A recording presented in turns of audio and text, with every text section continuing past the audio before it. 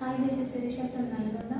I have completed my graduation in Mahatma Gandhi University in Electronics and Communication Engineering. And later I have joined in Jspiders Punjagutta in Java Full Stack Development course. And Core Java was taught by Kaushik sir and Technology is taught by Ningaraj sir. And I have learned total front-end development just because of Ningaraj sir. And database logics SQL is taught by Sanjay sir. And after that advanced Java is taught by Ravi sir, and later I have joined in React, and React is taught by Shiva sir. At present I have completed my total Java full stack development course.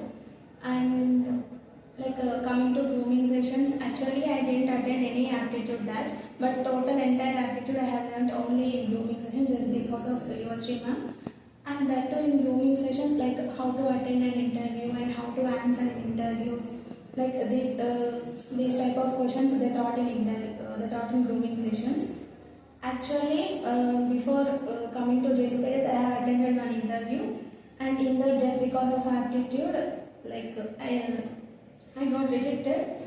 And also coming to face-to-face interviews, and just because of presentations, like I improved my communications a lot and lot.